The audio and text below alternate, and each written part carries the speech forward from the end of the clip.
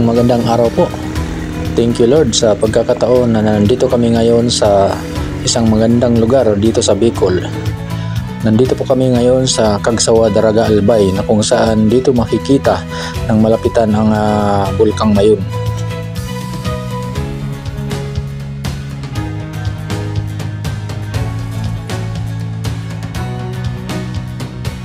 At sa pamamagitan ng ATV ride ay mas nag-i-enjoy ang mga turista at lahat ng mga pumupunta dito dahil sa kakaibang thrill at sa mga view na makikita rito at lalong malalapitan ang Bulkang Mayon.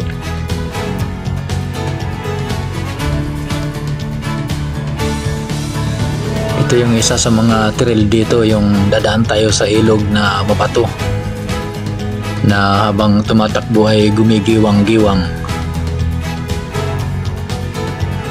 Sila ang mga kasama ko, kapatid ko, bayaw ko, tsaka yung tatlo kong pamangkin.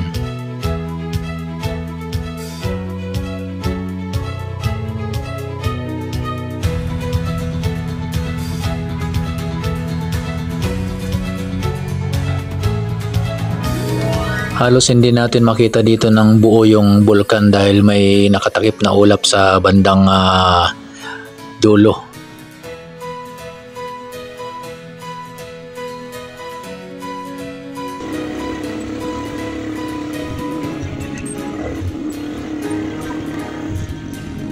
May mga pagkakataon din na kailangan nating magdahan-dahan at huminto para mapagbigyan yung mga makakasalubong.